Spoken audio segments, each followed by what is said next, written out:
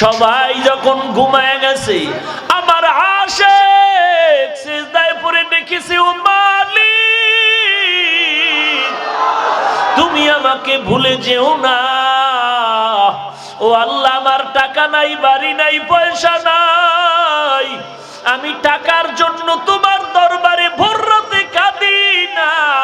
ও আল্লাহ, বাড়ির জন্য কাঁদি না, টাকার জন্য কাঁদি না, আমার চোখের পানি ঝরে শুধু আমি জাহান্নাম থেকে মুক্তি চাই, জান্নাতের বিছানাটা চাই।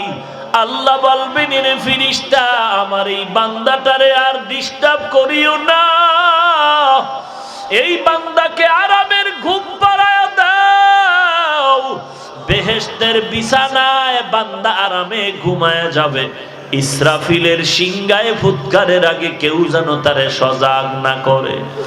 জান্নাতের বিছানায় বান্দা আরামে ঘুমাবে, আল্লাহর মুহাব্বতের ঘুম। এরে নবীর উম্মতের দল, এরে আমার যুবক ভাই, ও পর্দার আড়ালের মা বোনেরা, একটু ভালো করে শুনে কবরে যাও।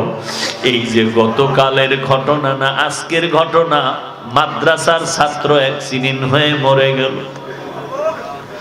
বাড়িতে গিয়া খবর নাও, মায়ের ঘুম নাই, বাবার ঘুম নাই, পাগলনির মতো মা চিৎকার করতেছে, কোথায় গেল আমার কলিজার টুকরা সন্তান। হাফেজে কোরআন, কোরআন তেলাওয়াত শুনলে কলিজা ঠান্ডা হয়ে যাইত। এরে সন্তানের মা, এমন একটা সন্তানের মাও যদি হইতে পারতারি মা, জীবনটা ধন্য। কারণ কোরআনওয়ালার এত দাম, কিয়ামতের ময়দানে কোরআনওয়ালা একা জান্নাতে যাবে না, আরো 10 জন গুনাহগার জাহান্নামীকে সুপারিশ করে জান্নাতে নিয়ে যাবে। এরে নবীর উম্মতের দল, কত ছাত্ররা অ্যাক্সিডেন্ট হইয়া ঢাকা মেডিকেলে কান্নায় বিভোর, কোনো হুঁশ জ্ঞান নাই রে বাবা। কয়দিন আর যৌবনের বাহাদুরি করবা, এই চোখে দেখতে দেখতে কত বন্ধুরে হারায় ফেললাম, এই জীবনে কত লাশের সামনে জানাজার ইমামতি করলাম, এই হাত দিয়া কত কবরস্থানে মিনহা খালাকনাকুম বলে মাটি দিলাম। কোন দিন আবার গায়ে মাটি পড়বে জানা নাই, কোন দিন আবার মসজিদের খাট বের হইয়া তোমার ঘরের দরওয়াজায় যাবে, ঘরের দরজায় গিয়া দাঁড়ায় যাবে। আর লাশটারে ঘরে রাখিস না, বাহিরে নামাও। ওরে আল্লাহর গোলাম, যদি গুনাহ নিয়া কবরে যাও, নবীর সুন্নাত যদি মেনে যেতে না পারো, ইসলামের আমল যদি করতে না পারো, আমার মাওলার সাথে সম্পর্ক গড়িয়া যদি কবরে যেতে না পারো, প্রশ্ন তোমাকেও করা হবে। রবের পরিচয় দাও, ধর্মের পরিচয় দাও, রাহমাতুল লিল আলামিনের পরিচয় দাও, সাথে সাথে তুমি ওই গুনাহগার হয়ে গেলে বলবে হা হা লা আদরি, কোনো জবাব তো দিতে পারবে না, বলবে বড় আফসোস, আমি কিছুই জানি না। তখন আবার আল্লাহ আওয়াজ দিবেন, রাগান্বিত আওয়াজ।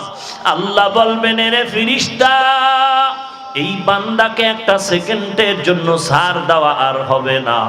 দুনিয়াতে আমার দেওয়া পানি, আমার দেওয়া মাছ, আমার দেওয়া গাছের ফল, আমার দেওয়া জমিনের ফসল, আমার দেওয়া চাঁদের আলো, সূর্যের আলো, আমার দেওয়া বাতাস, আমার দেওয়া নেয়ামত সব ভোগ করিয়া আমার হুকুম মতো চলে না,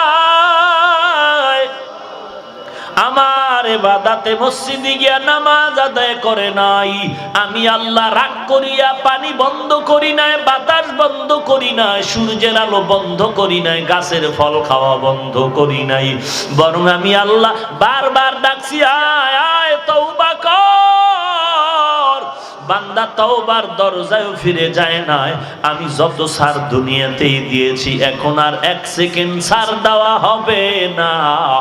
এ ফেরেশতারা আর দেরি করা যাবে না। এই কবরের মধ্যে জাহান্নামের বিছানা বিছায়া দাও। আর বলবেন, আল্লাহ বলবেন, এর কবরের মাটি এই জাহান্নামী গুনাহগারকে দুই পার্শ্ব থেকে একটা জোরে চাপ দাও।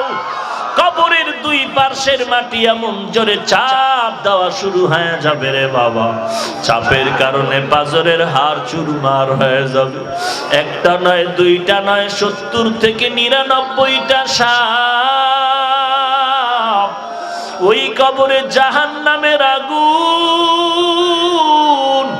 এরে যুবক, আল্লাহর কোরআন মিথ্যা মনে করিস না, নবীজির কথাগুলো মিথ্যা মনে করিও না রে বাবা।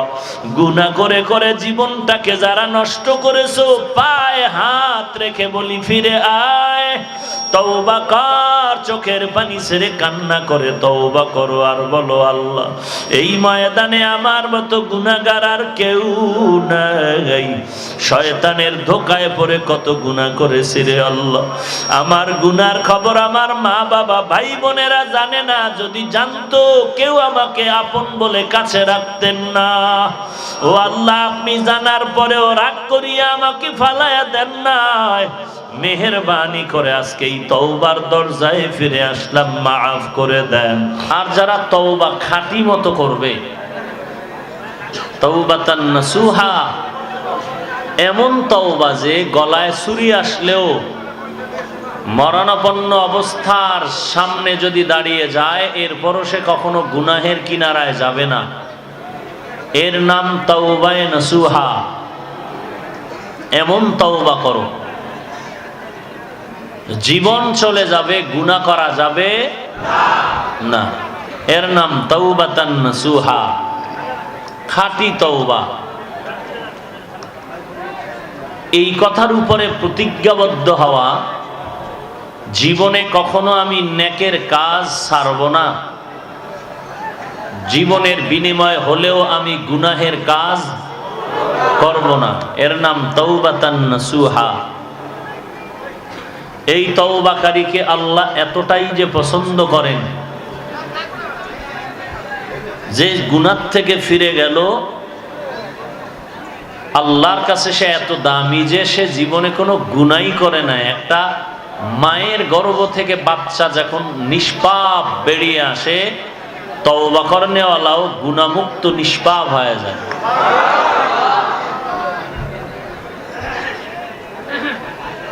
এই তওবা আল্লাহর কাছে করার জন্য কয়েকটা শর্ত আছে।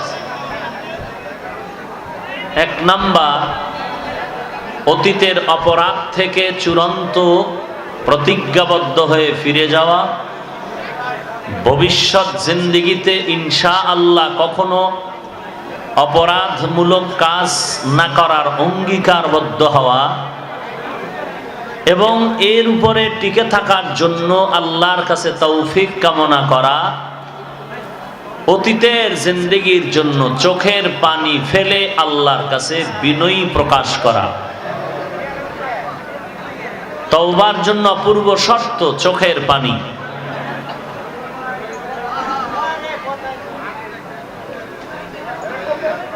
ইস্তিগফার, গুনাহ মাফ চাওয়া।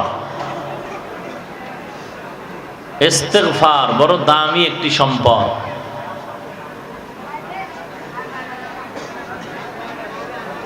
রাত আসলে যেমন দিন থাকে না, দিন আসলে রাত যেমন থাকে না, বান্দা তওবা করলে তার আমলনামায় কোনো গুনাহ থাকে না।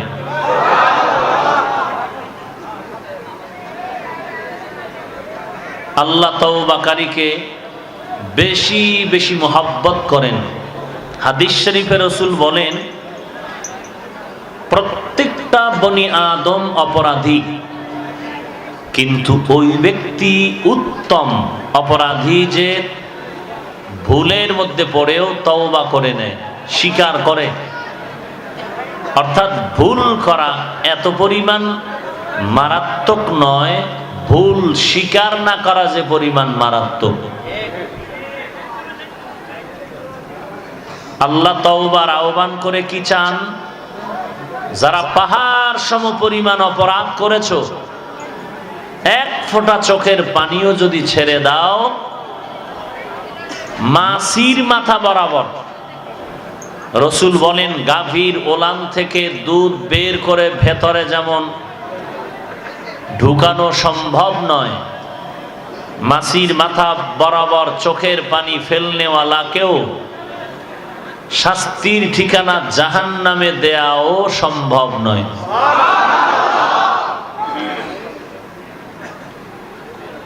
আর আখিরি নবীর উম্মতের জন্য আলাদা সুযোগ, যেটা অন্য কোন উম্মতেরা পায়নি। আমাদের আদি পিতা পয়গম্বর আদম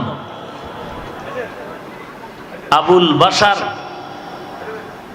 তিনি একদিন আফসোস করেন আর বলেন, ফকিহ আবুল লাইস সামারকান্দি রাহমাতুল্লাহ আলাইহি লিখেছেন, পয়গম্বর আদম একদিন আফসোস করেন যে আমি একজন নবী হইয়া এই পরিমাণ সুযোগ পেলাম না, যেই পরিমাণ সুযোগ আমার আল্লাহ আখিরি নবীর মোহাব্বতে তার উম্মতের দিবেন।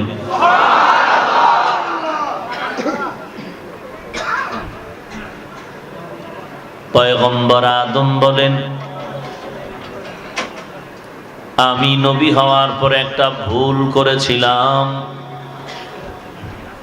যে ভুলটা অমার্জিত নয়, একটি মার্জিত ভুল করেছি, যেটা আল্লাহর কাছে ভুল না, আমি মনে করেছিলাম ভুল। এটা মার্জিত, কোনো অমার্জিত নয়। শুধু আল্লাহ বলেছিলেন, উসকুন আনতা ওয়া যাওজুকাল জান্নাহ ওয়া কুলা মিনহা রাগাদান হাইসু শি'তুমা ওয়া লা তাকরাবা হাযিহিশ শাজারাতা ফাতাকুনা মিনাজ জালিমিন।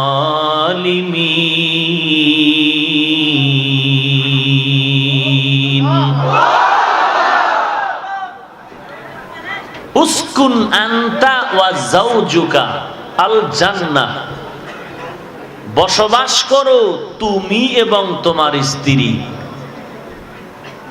স্বাধীনভাবে। আনতা ওয়া যাওজুকাল জান্নাহ, তুমি এবং তোমার স্ত্রী হাওয়া দোনোজন জান্নাতে থাকো স্বাধীনভাবে, বিচরণ করো, তবে সাবধান। আনতা ওয়া যাওজুকা, তুমি এবং তোমার স্ত্রী জান্নাতের মধ্যে বসবাস করো। ওয়া কুলা মিনহা, খাও তোমরা দোনোজন, মনে যা চায় খাও, খানার ব্যাপারে কোনো বাধ্যবাধকতা নাই। স্ত্রী মনে যা চাবে খাবে, স্বামীও যা চাবে খাবে, তবে একটা সতর্ক, ওয়ালা তাকরাবা হাযিহিশ শাজারা, ওই গাছের নিকটেও যাবে না, যদি যাও ফাতাকুনা মিনাজ জালিমিন, তো তোমরা অবাধ্যদের অন্তর্ভুক্ত হয়ে যাবে। শয়তানের প্ররোচনায় পড়ে আদম ও হাওয়া নিষিদ্ধ গাছের কাছে গেলেন। আদম নবী বলেন, এটা আমার ইচ্ছাকৃত নয়, আমার ভুল। আর এটা অমার্জিত না, মার্জিত ভুল। এই একটা মার্জিত ভুলের কারণে আমি একজন নবী হইয়া এমন পরিমাণ বিপাকে পড়লাম। আর আখিরি নবীর উম্মতেরা পাহাড় সম পরিমাণ অন্যায় যদি করে ফেলে, মার্জিত না সব অমার্জিত, আল্লাহ তাদের কেমন সুযোগ দিবেন যে সুযোগ আমি আদম নবী হয়েও পেলাম না। এক নাম্বার, আমি আদম একটা মার্জিত ভুলের কারণে, জান্নাতের পোশাক ছিল আমার বডির ভেতরে, একটা মার্জিত ভুলের কারণে জান্নাতের পোশাক আমার বডির থেকে পড়ে গেল। কিন্তু উম্মতে মুহাম্মাদির এত দাম, পাহাড় সম পরিমাণও যদি গুনাহ করিয়া আল্লাহর দরবারের আসামি হয়ে যায়, আল্লাহ কখনো রাগ করে পোশাক শরীর থেকে আলাদা করে দুনিয়ার কারো কাছে ইজ্জত নষ্ট করবেন না। আমি আদম নবী হওয়ার পরেও একটা ভুল করেছি, মার্জিত ভুল। বিনিময়ে কি হলো? আমার দুনিয়ার জমিনে জান্নাত থেকে আল্লাহ বের করে দিলেন। কিন্তু উম্মতে মুহাম্মাদির এত দাম, পাহাড় সম পরিমাণও যদি অন্যায় করে ফেলু, আল্লাহ তাআলা রাগ করে জমিন থেকে তোমাকে বের করে অন্য জায়গায় পাঠাবেন না।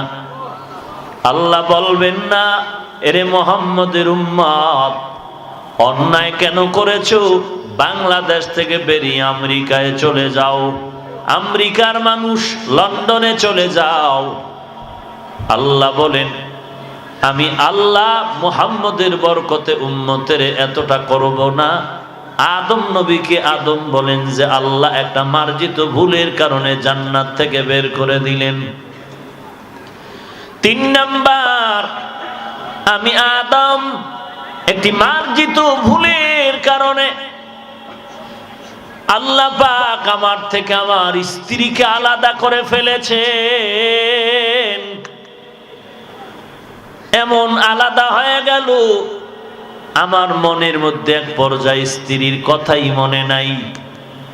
জীবনের শেষ দিকে একবার দেখা হয়, আমি চিনতেও পারি নাই হাওয়া আমার একজন স্ত্রী। একটা মার্জিত ভুলের কারণে আমার স্ত্রী আমার থেকে আলাদা করে ফেললেন।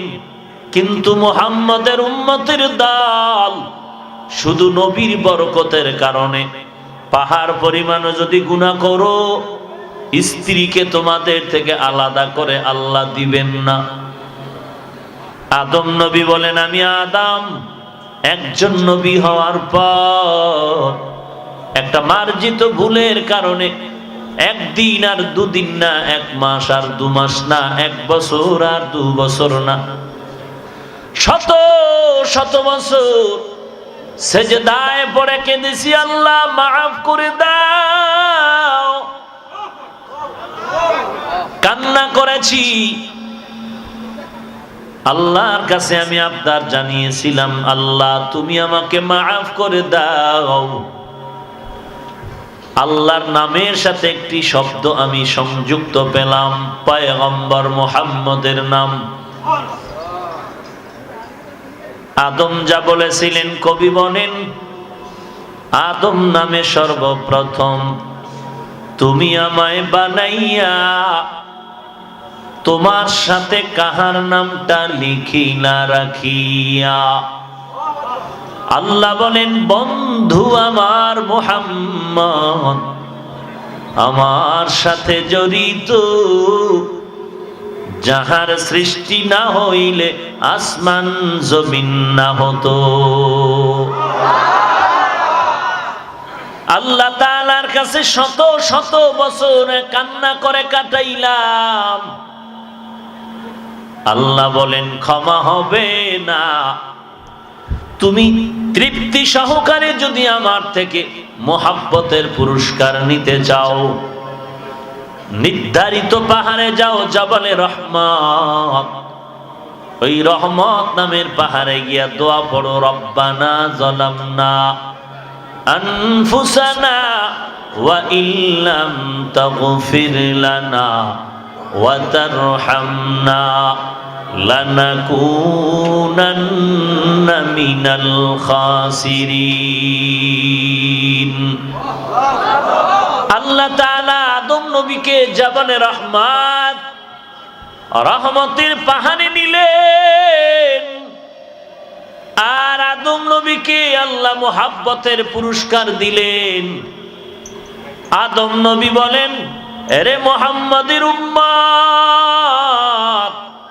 পাহাড় সমপরিমাণও যদি অন্যায় করো, আল্লাহ তাআলা তোমার জন্য নির্ধারিত কোনো জায়গায় পাঠায় বলবেন না অমুক জায়গায় গিয়া ক্ষমা চাও, বরং পুরা জমিনের যেখানে থাকো, পৃথিবীর এবং গ্রহের মধ্যে যেখানেই থাকো, তুমি আসমানেও থাকো, শূন্যের মধ্যেও থাকো, সমুদ্রের মাঝখানে গিয়াও যদি ডাকো, হে মালিক, আমার মতো গুনাহগার কেউ নাই, তোমার মতো দয়াময় কেউ নাই, মেহেরবানি করে তুমি আমাকে মাফ করে দাও।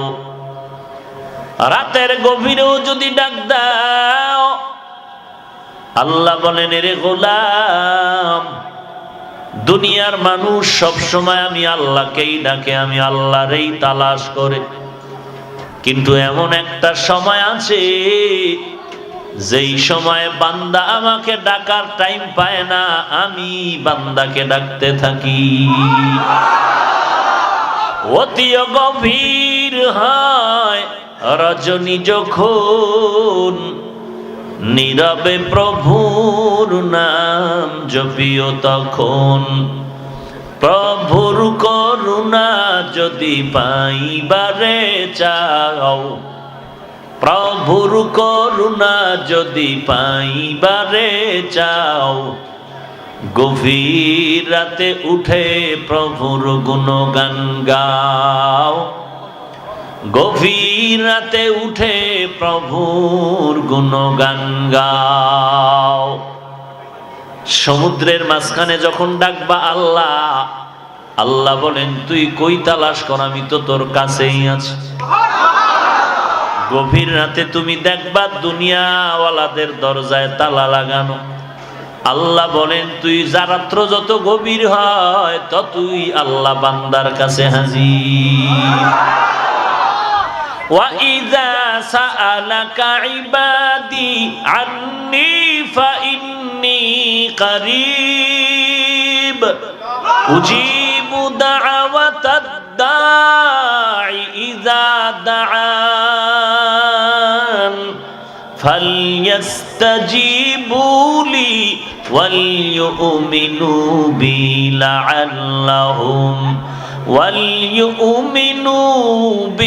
لَعَلَّهُمْ يَرْشُدُونَ।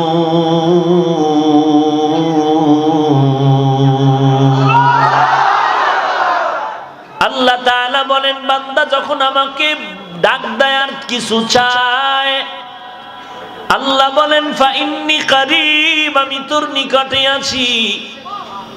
কোথায় আমাকে তালাশ করো, আমাকে ডাক দিবি, জবাব পেয়ে যাবি। বলে, আল্লাহরে যে ডাকি জবাব তো পাইলাম কিনা জানি না। সমস্ত আল্লাহওয়ালা উলামায়ে কেরাম, মুফাসসিরিনে কেরাম বলেন, বান্দা যখন একবার আল্লাহ বলে ডাক দাও, এরপরে যদি আর একবার আল্লাহ বলার সুযোগ পাও, ওই দ্বিতীয়বার আল্লাহ বলাই হলো আল্লাহর পক্ষ থেকে জবাব। ইয়া আইয়ুহাল্লাযীনা আমানু তুবু ইলাল্লাহি তাওবাতান নাসুহা। এরে দুনিয়ার মুমিন, গুনাহের থেকে ফিরে আল্লাহর দিকে আগাও। এমন ভাবে আগাইতে হবে যে আমাকে রশি দিয়ে বাঁধলে আর পেছনে যাওয়া যাবে না। কারণ রাস্তা দুইটা, ফারিকুন ফিল জান্নাহ ওয়া ফারিকুন ফিস সাঈদ। একটা রাস্তা জাহান্নামের আর একটা জান্নাতের রাস্তা। এরে আল্লাহর বান্দা, কই দৌড়াও? দুইটা রাস্তা ছাড়া ভিন্ন কোনো রাস্তা নাই। হয়তো জান্নাতের পথে যেতে হবে, না হয় তোমাকে জাহান্নামের পথে যেতে হবে। দুই দল সারা জমিনে কোনো দল নাই।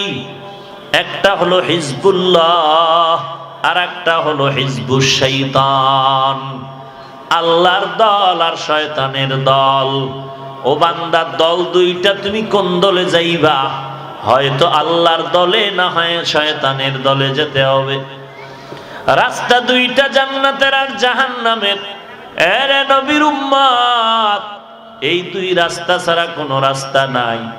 কবরে যাইবা, স্থান হবে দুইটার একটা, হয়তো জান্নাত না হয় জাহান্নাম।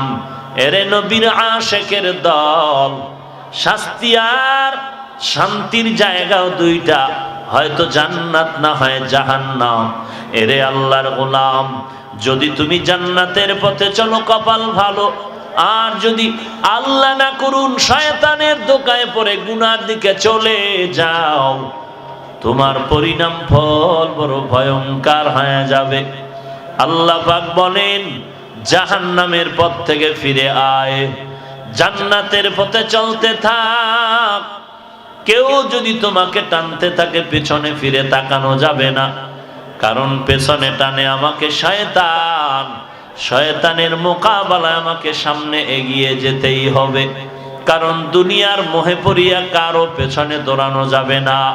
কারণ যে আমাকে দৌড়ানোর তাকিদ দেয়, সেও আমার থেকে স্বার্থ উদ্ধার করতেছে। এরে আল্লাহর গোলাম, তওবার দরওয়াজায় ফিরে যাও। শয়তানের ধোঁকায় পড়ে গুনাহ করেছো, নিরাশ হয়ে যাও না। আল্লাহ পাক বলেন, কুল ইয়া ইবাদিয়াল্লাযীনা আসরাফু আলা আনফুসিহিম লা তাকনাতু মির রাহমাতিল্লাহ ইন্নাল্লাহা ইয়াগফিরুয যুনুবা জামিআ ইন্নাহু হুয়াল গফুরুর রহিম।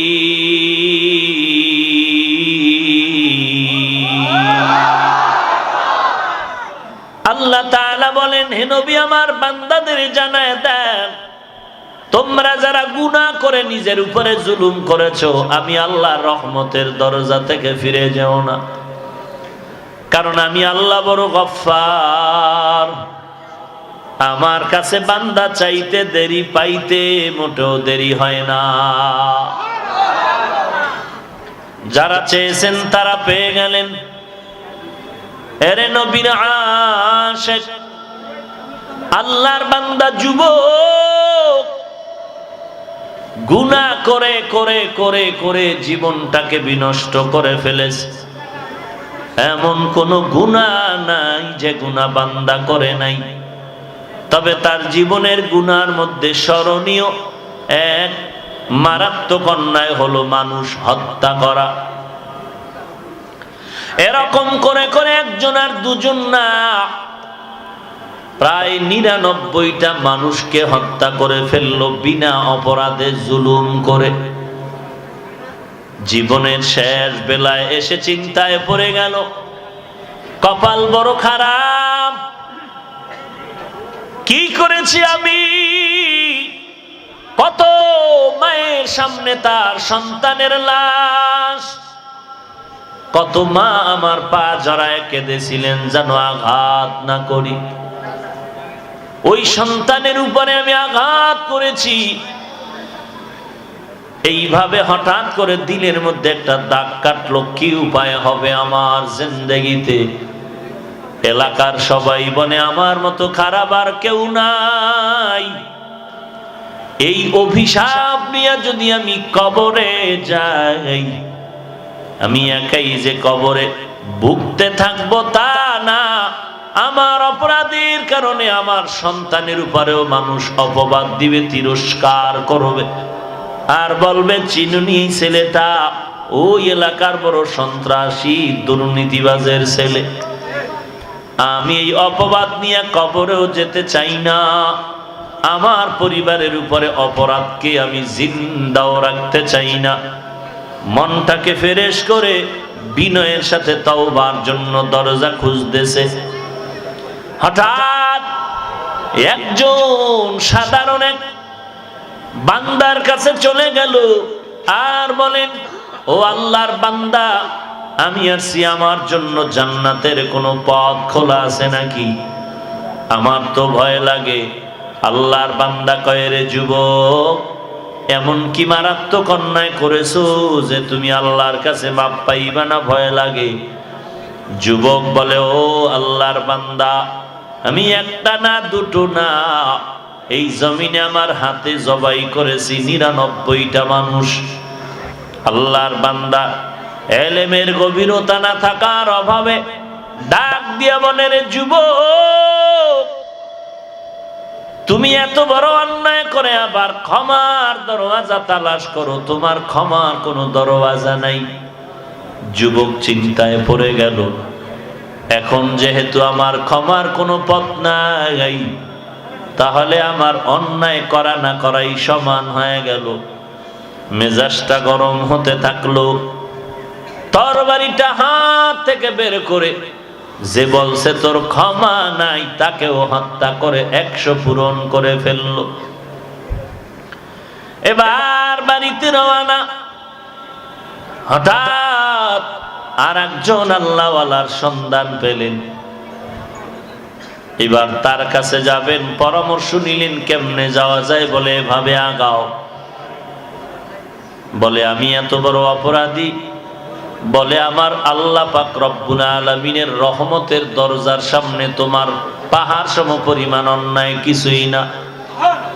মহাসমুদ্রের ভেতরে টোটাল ঢাকাওয়ালাদের বাথরুমের ময়লা নদীর মধ্যে যখন জোয়ার ভাটায় চলে যায়, এর কোনো অস্তিত্ব থাকে না। বান্দা জমিন ও আসমান বরাবর গুনাহ যদি করে বসো, আমার মালিকের রহমতের সমুদ্রের সামনে কিছুই না। দূরে বাসা জিয়ারে বদ, ইয়ারে বদ বদ তর বুয়াদ মারে বদ, মারে বদ তন হাতুরা বর যা জানাত, ইয়ারে বদ বর জানে ইমানত জানাত, ইয়ারে বদআ রদ তুরা সুয়ে জাহিম, ইয়ারে নেকু গিরে তায়াবি নাঈম। আল্লাহ পাক রব্বুল আলামিন বলেন, আমি কেমন রহমান, আমি ইমানদারদেরও খানা দেই, বেঈমানেরও দেই। যেই নদীর মাছ মুমিনেরাও খেতে পারে, বেঈমানেরাও খাওয়ার স্বাধীনতা দিলাম।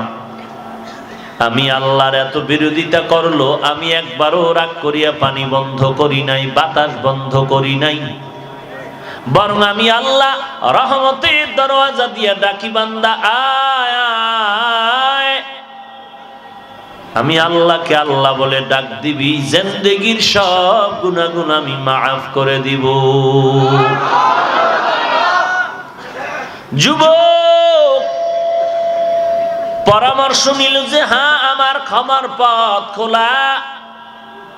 এইবার তওবা করার জন্য আল্লাহর ওলির দরবারে রওনা।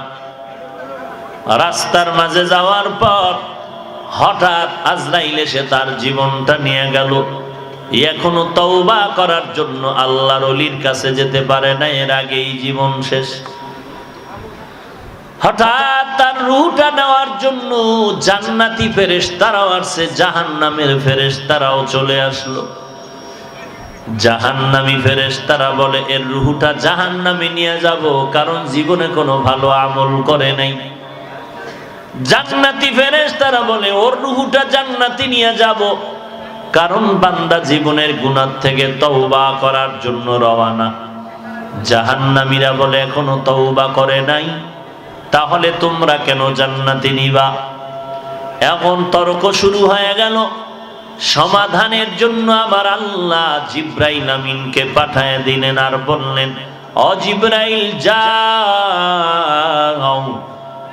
সমাধান করে দাও। কেমনে সমাধান করব? আল্লাহ বলেন, দেখো যেই যুবকটা যেই রাস্তার মাঝে মরে গেল, এখান থেকে তার আল্লাহওয়ালার বাড়ি কাছে নাকি তার নিজের বাড়ি কাছে? যদি আল্লাহওয়ালার পথ কাছে থাকে তাহলে তারে জান্নাতের ফেরেশতার হাতে দিয়া দাও। আর যদি বাড়ির পথটা কাছে থাকে, আল্লাহওয়ালার বাড়ির পথটা যদি দূরে থাকে তো জাহান্নামের হাতে দিয়া দাও। জিব্রাইল আমিন মাপ দিলেন। আমার আল্লাহ কিতাবের মধ্যে পয়গম্বরের হাদিস এভাবেই লেখা হয়। নবী বলেন, জায়গাটা এমন ছিল যেখানে যুবক মরে গেল, ওখান থেকে বাড়ি কাছে, আল্লাহওয়ালার দরবার দূরে। আমার আল্লাহ কুদরতের মায়ার নজর দিয়া বাড়ির জায়গাটা দূরে করে আল্লাহওয়ালার জায়গা কাছে করে দিয়েছি। আর অমনি করে দেখে বাড়ির জায়গা থেকে আল্লাহওয়ালার দরবার কাছে। জিব্রাইল আমিন বলে, জান্নাতি ফেরেশতারা তাকে নিয়ে যাও। আল্লাহ বলেন, বান্দা আমি কেমন মায়ার মালিক জানো? 1 বিঘা যদি আমি আল্লাহকে পাওয়ার জন্য আগাও, আমি আল্লাহর রহমত তোর দিকে 1 বিঘা না 1 হাত আগায় যাবে। যদি বান্দা 1 হাত আগাও, আমি আল্লাহর রহমত 2 হাত আগায় যাবে। যদি কোনো বান্দা বান্দি গুনার থেকে তওবা করে, আমি আল্লাহর দিকে তুই হেঁটে হেঁটে আগাও, আমি মাওলার রহমত তোর দিকে দ্রুত গতিতে দৌড়াবে। কারণ আমার মাওলার ছেলে নাই, মেয়ে নাই। ও সাহেব, আমাকে 5000 টাকা দাও। দিব দিব বলে কেন দেয় না? কারণ ওর পেছনে ছেলে টানে, মেয়ে টানে, স্ত্রী টানে, বন্ধু বান্ধবেরা টানে। আর বলে আমার পেট ভরে না, তুমি আর একজনের পেটের ধান্দা কি করে করো? আল্লাহ বলেন, লাম ইয়ালিদ ওয়া লাম ইউলাদ, আমি আল্লাহর কোনো ছেলে নাই, মেয়ে নাই, কাউকে জন্ম দেই নাই, কারো থেকেও জন্ম নেই নাই। এরে বান্দা আমার গোলাম, যখন তুমি আমার কাছে চাও, আমি আল্লাহকে কেউ পেছন থেকে টানে না। আমার জমিনে আমি যাহা কিছু বানাইলাম, সব থেকে আমার প্রিয় হলো আমার বান্দা। এরা যখন আল্লাহ বলে ডাক দেয়, আমি আল্লাহর কুদরতি অন্তরে মায়া জন্ম হয়। আমি আল্লাহ বান্দাকে চাওয়া মাত্র চাহিদার বেশি তাকে দিয়ে দেই। हर गोरी देने के तू तैयार है, जो न मंगे उससे तू बेजार है। या अय्युहल्लज़ीना आमनू तूबू इलल्लाहि तौबतन नसूहा। तौबा नसूहा एमन तौबा करो গলায় ছুরি আসবে, মরে যাব, আর গুনাহ করব না। গলার উপরে ছুরি আসবে, নবীর সুন্নতের মালা ছাড়ব না। এরে নবীর উম্মতের দল, কে তোমাকে ধোকায় ফেলে রাখলো? মদিনার আদর্শ তুমি মানতেছো না, পায়ে ধরে ধরে বলার পরেও টুপি পরো না, নামাজ পড়ো না। কোন ধোকায় পড়ে আছো রে মুমিন ভাই? মনে মনে ভাবতেছো হুজুরদের কথা শুনে যদি টুপি মাথায় দেই না জানি কোন স্বাধীনতা নষ্ট হয়ে যায়। ওরে আল্লাহর গোলাম, আমরা যারা টুপি পরলাম, দাড়ি রাখলাম, নামাজ পড়ি, পর্দা করি, হালাল খাই, আলহামদুলিল্লাহ, আমাদের তো স্বাধীনতাও নষ্ট হয় নাই, সম্মানও কমে নাই, ইজ্জতও কমে নাই, না খাইয়াও কেউ মরি নাই। তুমি চাকরি পাইবা না বলে কোরআনের দরজা থেকে ফিরে গেলা। আর এই কোরআনের দরজা যারা আঁকড়ায় ধরে রাখলো, চাকরি যদিও দুনিয়ার লাইনে নাই, তবে এদের মতো সম্মানেও জমিনে আর কেউ নাই। কোন ধোকায় পড়ে আছো? কয়দিনই বাই ধোকার স্বর্গে তুমি থাকবে? আজরাইলের হাতে কি তুমি ধরা পড়বা না? কই গেল নমরুদ, কই হামান, কই কারুন, কই গেল ফিরাউন? টাকা পয়সা ক্ষমতার কোনো অভাব ছিল না, কিন্তু এত বড় বেঈমানকে আল্লাহ ধ্বংস করার জন্য আসমানি কোনো বাহিনী লাগে নাই, একটা অসুস্থ মশা তার ইতি টেনে দিল। লোহিত সাগরের চুবানি খেয়ে ফেরাউন ধ্বংস হয়ে গেল। এরে নবীর উম্মতের দল, কিসের বাহাদুরি করো রে গোলাম? আজরাইল যখন তোমাকে ধাক্কা দিবে, তোমার ছেলে মেয়ে কান্না করেও তোমাকে আর বাঁচায় রাখতে পারবে না। যদি বাঁচাইতে পারত, যেই ডাক্তারেরা অসুস্থ রোগীকে সুস্থ করে দেয়, ওই সুস্থ করে দেওয়ার মালিক ডাক্তার না, একমাত্র আমার আল্লাহ। যদি ডাক্তার সুস্থ করার ক্ষমতা রাখতো, তো ডাক্তার অসুস্থ হতো না। আল্লাহর উপরে ভরসা করে সামনে আগাও। বেঈমানের চিন্তা করে লাভ নাই, ওর জাহান্নাম ছাড়া উপায় নাই, ওর কোনো জান্নাত নাই, ওর কোনো ধর্ম নাই।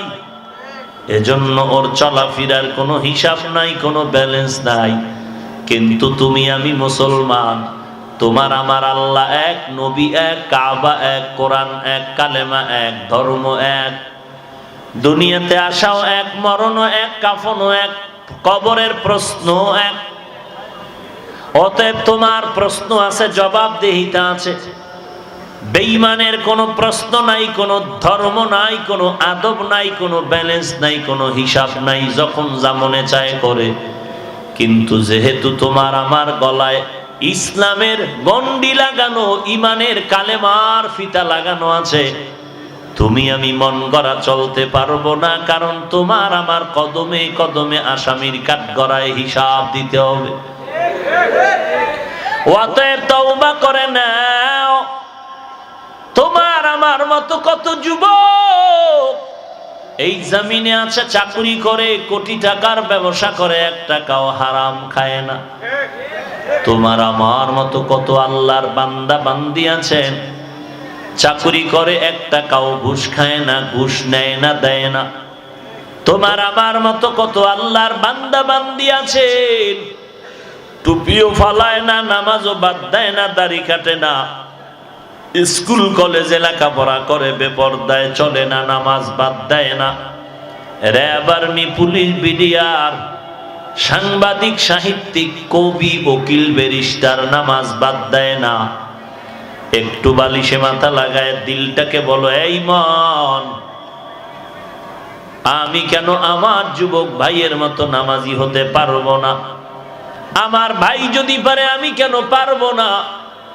পারবো না বলে কয়দিন মাথা বাঁকা করে আমি থাকবো?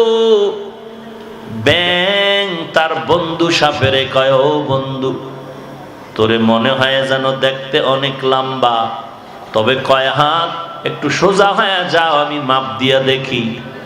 সাপ বলে, ও বন্ধু, তুমি বন্ধুত্ব রাখো আর ছাড়ো, সোজা হতে রাজি নাই। ব্যাং একদিন আবার এই বন্ধুর সাথে দেখা, আবার আবদার করেছে, মানে না। ঠিক একদিন দেখে সাপ একটা রাস্তার মাঝে সোজা হয়ে আছে, ধাক্কা দিয়া দেখে প্রাণ পাখি নাই। ব্যাং ডাক দিয়া কয়, বন্ধু, মনের কথাটা মানলি না, এখন তো ঠিকই সোজা হইলি, মরণের পর আগে হইলি না। এখন তোর সোজা হয় কোনো দাম নাই। মাথার টুপিটা ঠিক মতো রাখলি না, আঙ্গুলের নখগুলো মদিনার লাইনে কাটলি না, মাথায় মদিনার টুপি লাগাইলি না, বডির মধ্যে লম্বা পোশাক লাগাইলি না রে বাবা। ঠিকই মরণের পরে সাদা কাপড়ের প্যাকেটটা তো পরলি। তোরে যারা গোসল করাইতে নিল, মাথার চুল বেশি লম্বা হলে কেচি দিয়া কেটেই দিল। আঙ্গুলের নখগুলো যদি বড় থাকে, গোসল করানেওয়ালা নখগুলো কেটে দিল। ওরে বান্দা, সেই লম্বা পোশাক তো পরলি মরার আগে না, সোজা হওয়ার পর। কিন্তু ওই পরায় কি দাম? কাফনের প্যাকেট যখন হয়ে গেছে, এখন তুমি পীর না মুরিদ, ইমাম নাকি মুক্তাদি, ধনী নাকি গরিব, কে রাব কে আর্মি কে বিডিআর, কাফনের প্যাকেট হওয়ার পরে কে আলেম না, কে প্রধানমন্ত্রী কে রাষ্ট্রপতি, কে রিক্সা ড্রাইভার আর কে কোটিপতি, কোনো ভেদাভেদ নাই। কাপড়ের প্যাকেটের মধ্যে ঢুকার পরে রিক্সা ড্রাইভারেরও যেই অবস্থা, একজন কোটিপতিরও সেই একই অবস্থা। চেহারা দেখে বোঝা যাবে না এই লোকটা কোটি টাকার মালিক আর এটা বড় গরিব।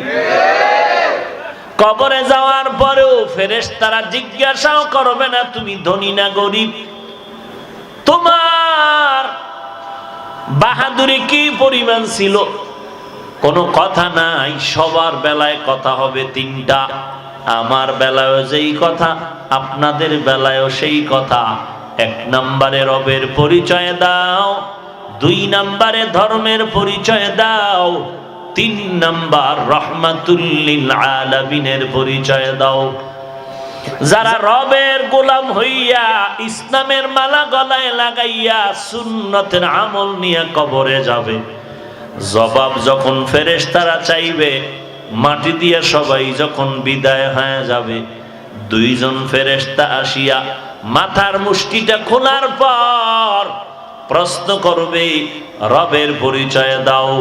রবের গোলাম জবাব দিবে, রব্বি আল্লাহ, আমার রব হলেন আমার আল্লাহ, দীনি আল ইসলাম, আমার ধর্ম হলো ইসলাম। এরপরে রাস্তা একটা বানায়া আমার রসুলকে দেখায় বলবে, চিননি এই মুহাম্মদ নবীরে, এই ব্যক্তিরে। নবীর যারা সুন্নতের আশিক, এরা বলবে, ইনি তো আমার সেই মায়ার নবী, যেই মায়ার নবীর বয়ান শুনতাম আলেমের জবানে, যেই নবীর সুন্নতের মায়ায় টুপি লাগাইছি, দাড়িটা লম্বা করেছি। কত মানুষ টুপিওয়ালা বা গালি দিত, দাড়িওয়ালা বলে গালি দিত, তারপরও টুপি ফালাইতাম না, দাড়ি ফালাইতাম না। এই নবীর আমি কেন চিনব না? ইনি তো আমার সেই মায়ার নবী, রহমাতুল লিল আলামিন। আমার আল্লাহ বড় খুশি হইয়া গায়েবী আওয়াজ দিয়ে বলবেন, ফেরেশতারা আর দেরি করিও না, এই বান্দারে আর ডিস্টার্ব করিও না, তাড়াতাড়ি বেহেশতের বিছানাটা বিছায়া দাও। দুনিয়ার জমিনে বান্দা আরামে ঘুমাইতে পারে নাই, রাতের গভীর যখন হয়ে যাইতো, এই বান্দা সিজদায় পড়ে আমি আল্লাহরে ডাকতো, আর জীবনে নামাজ ছাড়বো না, বেপরদায় চলবো না, মা বাবার বিরোধিতা করব না, আলেম ওলামাদের বিরোধিতা করে গুনাহগার হব না, সহিভাবে কোরআন পড়ব, নামাজ পড়ব, মুরব্বীদের সাথে বেয়াদবিমূলক আচরণ করব না, দেশ ও জাতির বিরুদ্ধে ষড়যন্ত্র করব না। তওবা করার যদি নিয়ত হয়, খাঁটি তওবার নিয়তে 2 হাত আল্লাহকে দেখায় দাও। আয় আল্লাহ সবার হাত কবুল করে নেন, তওবা কবুল করে নেন, তওবার উপরে মজবুত হয়ে চলার তৌফিক দান করেন, আমিন। আলহামদুলিল্লাহি রাব্বিল আলামিন, ওয়াসসালাতু ওয়াসসালামু আলা সাইয়্যিদিল আম্বিয়া ওয়াল মুরসালিন ওয়া আলা আলিহি ওয়া আসহাবিহি আজমাইন। ইয়া আরহামার রাহিমিন,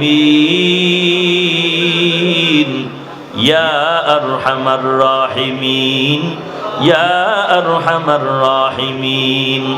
রব্বিরহামহুমা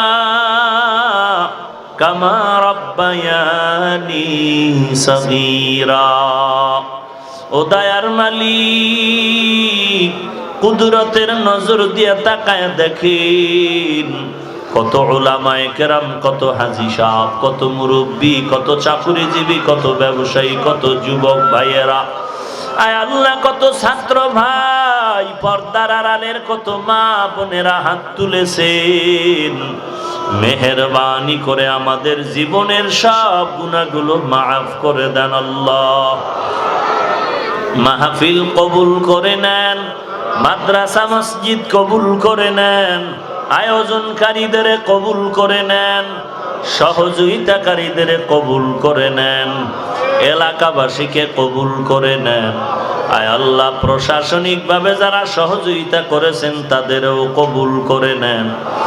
জনপ্রতিনিধির দায়িত্বে থেকে যারা সহযোগিতা করেছেন তাদেরও কবুল করে নেন। সারা দুনিয়াতে শান্তি দান করেন আল্লাহ। বেঈমানের হাত থেকে মুসলমানকে হেফাজত করেন আল্লাহ। বাংলাদেশ শান্তির দেশ বানায় দেন। গোটা দুনিয়ার থেকে মহামারী করোনা ভাইরাস থেকে জাতিকে হেফাজত করেন আল্লাহ। আয় আল্লাহ, গোটা জাতিকে এই মহামারী ক্যান্সার থেকে হেফাজত করেন আল্লাহ। গুনাহের কারণে আমরা শাস্তি পাই, আয় আল্লাহ গুনাহ থেকে বেঁচে থাকার তৌফিক দান করেন। আয় আল্লাহ, পরস্পরে মিল মোহাব্বত বাড়ায় দেন। আয় আল্লাহ, আমরা যারা হাত তুলেছি সবাইকে খাঁটি মুমিন বানায় দেন। আয় আল্লাহ, আমাদের তওবা কবুল করে নেন। সহিভাবে কোরআন পড়ার তৌফিক দান করেন। 5 ওয়াক্ত নামাজি বানায় দেন। আয় আল্লাহ, অন্যান্য শিক্ষা প্রতিষ্ঠান নবীর আদর্শওয়ালা বানায় দেন। চলার পথে ইজ্জতের সাথে হেফাজত করেন। আমরা যারা হাত তুলেছি, যাদের মা নাই, বাবা নাই, ইয়েতিমের মতো হাত তুলেছেন, মেহেরবানি করে সবার কবর জান্নাতের বাগান বানায় দেন। আয় আল্লাহ, আবার এমনও বান্দা আছে যাদের সন্তান হারায়া কাঁদে। ওই মাদ্রাসার তালিবুল ইলম রাস্তায় অ্যাক্সিডেন্ট হয়ে দুনিয়া থেকে বিদায় নিয়ে শাহাদাতের মর্যাদায় চলে গেল। আয় আল্লাহ, তাদের কবুল করে নেন। তাদের মা বাবা পরিবারে যারা আছে সবাইকে সবর ইখতিয়ার করার তৌফিক দান করে। আয় আল্লাহ তাআলা, হসপিটালে যারা অসুস্থ কুদরতের হাতে সুস্থ করে দেন আল্লাহ। আয় আল্লাহ, সমস্ত উলামায়ে কেরাম, সমস্ত আলোচক বৃন্দ, বক্তা যারা আছেন সবাইকে চলার পথে হেফাজত করেন। আয় আল্লাহ, রাস্তায় চলার পথে হেফাজত করেন। আয় আল্লাহ, রাস্তায় চলার পথে হেফাজত করেন।